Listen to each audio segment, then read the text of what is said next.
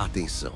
Uma bomba acaba de explodir no seu feed de notícias e se você tem dinheiro no banco, investimentos ou simplesmente paga seus impostos, você precisa parar tudo o que está fazendo agora. O que parecia ser apenas mais uma notícia de economia se transformou nas últimas horas na maior fraude financeira da história recente do Brasil. Estamos falando de um segredo obscuro, de valores bilionários e o pior de tudo, um banco público, sustentado com o suor do seu trabalho, está no centro desse furacão. Você está pronto para desvendar a verdade que ninguém quer que você saiba? O que vou te contar nos próximos minutos vai mudar a forma como você enxerga o sistema financeiro brasileiro. A fraude do Banco Master era grande demais para ser ignorada, mas curiosamente foi empurrada com a barriga até o último segundo. Estamos falando de 12 bilhões de reais. Repito, 12 bilhões de reais. E pasmem, escritório de advocacia da esposa de Alexandre de Moraes defende o calote do Banco Master. O Alexandre de Moraes e família estão envolvidos no meio disso, mas a PGR, Procuradoria-Geral da República, arquivou a possibilidade de investigação sobre Alexandre de Moraes e esse valor de 12 bilhões simplesmente evaporaram, ou pior, nunca existiram de verdade. Mas como chegamos a esse ponto? Como uma instituição financeira regulada pelo Banco Central e FGC consegue operar por tanto tempo sobre o nariz dos reguladores, criando um rombo desse tamanho? Para entender a gravidade do que aconteceu em novembro de 2025, precisamos voltar um pouco. O Banco Central decretou a liquidação extrajudicial do Master. Em termos simples, foi a pena de morte do banco. Mas isso não aconteceu da noite para o dia.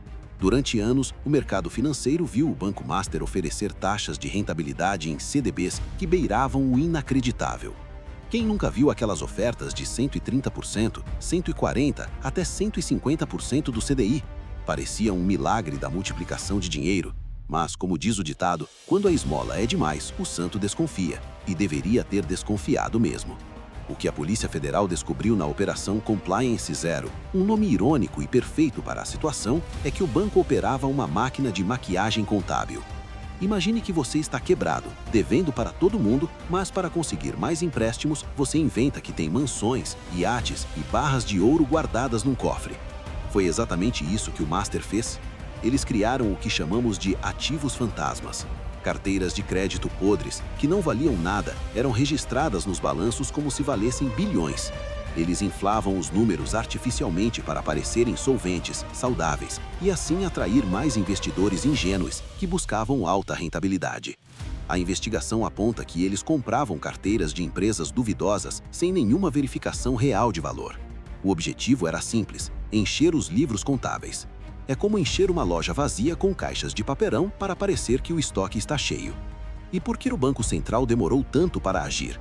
Essa é a pergunta de $1 milhão, ou melhor, de 12 bilhões de reais. Havia indícios, havia rumores, mas a intervenção definitiva só veio quando a situação se tornou insustentável e o risco sistêmico começou a piscar em vermelho neon. Mas se você acha que a história termina com banqueiros privados gananciosos enganando o sistema, respire fundo, porque agora a sujeira atinge o ventilador de uma forma que vai te deixar indignado. Documentos vazados e investigações de alto nível revelam: o BRB, o Banco de Brasília, um banco público, estava envolvido até o pescoço. Como um banco público que opera com o seu dinheiro, com o dinheiro do contribuinte, pode ter se tornado cúmplice ou, no mínimo, facilitador de um esquema tão sujo? A Polícia Federal está investigando uma tentativa desesperada e criminosa de venda do Banco Master pelo BRB. O plano era audacioso e macabro. O Master tentou ser adquirido pelo Banco Estatal para cobrir seus próprios rombos. A suspeita é que o BRB compraria esses títulos inexistentes, esses papéis podres que mencionei agora há pouco, injetando dinheiro público para salvar a pele dos donos do Master. Houve uma acareação policial tensa, digna de filme, entre o dono do Banco Master, Daniel Vorcaro, e o ex-presidente do BRB, Paulo Henrique Costa. Frente a frente, as contradições apareceram. A Polícia Federal aponta que a operação foi desenhada para injetar dinheiro artificialmente no Master.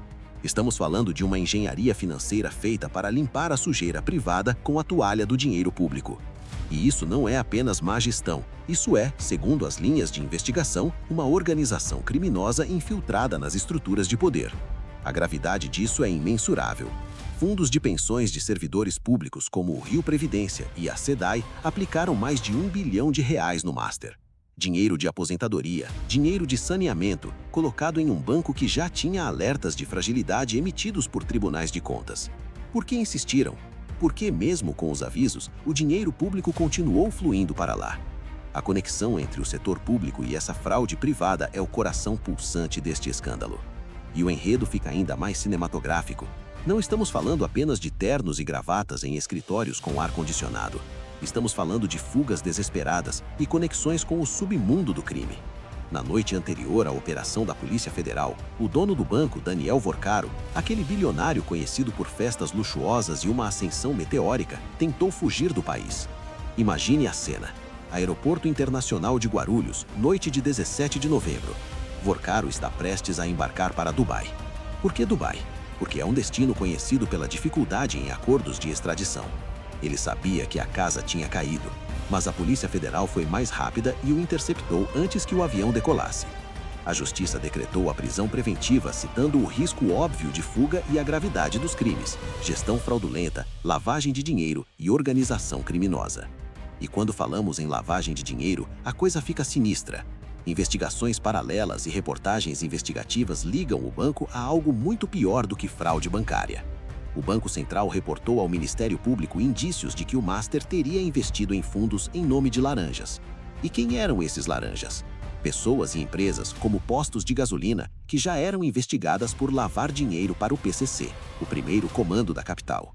Você está entendendo a dimensão disso? Um banco que captava dinheiro de investidores comuns, via corretoras, oferecendo CDBs atrativos, pode ter servido como uma gigantesca máquina de lavar dinheiro para o crime organizado. As suspeitas indicam que a estrutura do banco foi usada para dar aparência legal a dinheiro sujo. Isso não é ficção. Isso está nos relatórios que embasaram a liquidação.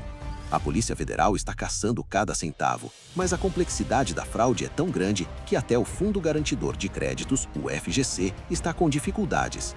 Este é o maior pagamento da história do FGC. Estamos falando de um desembolso que pode chegar a quase 5 bilhões de reais. E sabe por que está demorando para você, investidor, receber? Porque a fraude bagunçou tanto a contabilidade do banco que o liquidante não consegue distinguir facilmente quem é um investidor real, um pai de família que guardou suas economias, de um laranja usado pelo esquema. A lista de credores é um campo minado. O Banco Master faliu? Sim. Mas a verdadeira história, a que não querem que você foque, é que a omissão e a participação ativa de agentes públicos, através do BRB e de fundos de pensão estatais, podem ter encoberto a fraude por tempo suficiente para que o rombo se tornasse impagável.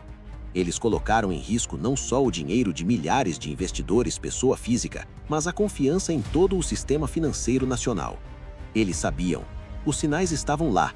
As inconsistências contábeis, as compras de ativos sem lastro, as taxas fora da realidade de mercado. E, entretanto, houve silêncio. Houve tentativas de salvamento com dinheiro público. Houve reuniões a portas fechadas. Até quando vamos tolerar essa farsa?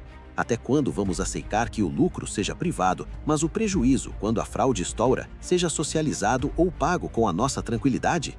O mercado de CDBs mudou para sempre. As taxas de 150% do CDI sumiram. E agora você sabe por quê. Não existe mágica, existe risco. E neste caso, o risco era, na verdade, um crime. Agora eu te pergunto, você vai deixar isso passar batido? Exija transparência. A liquidação do banco é apenas o começo. Nós precisamos saber quem autorizou as operações do BRB. Precisamos saber quem, dentro dos fundos de pensão, assinou os cheques para investir em um banco quebrado. Compartilhe este vídeo agora. Mande no grupo da família, mande para o seu gerente de banco, mande para todo mundo. Pressione as autoridades para que o BRB, seus ex-diretores, os gestores públicos e todos os envolvidos nessa teia de corrupção sejam responsabilizados civil e criminalmente. O seu dinheiro, o meu dinheiro, o nosso futuro está em jogo. Não deixe que essa história seja enterrada sob a burocracia. A verdade está aí, e nós vamos cobrar cada centavo e cada responsabilidade. Compartilhe esta verdade antes que seja tarde demais. Nos vemos no próximo vídeo. E não se esqueça de se inscrever em nosso canal Porão do Brasil.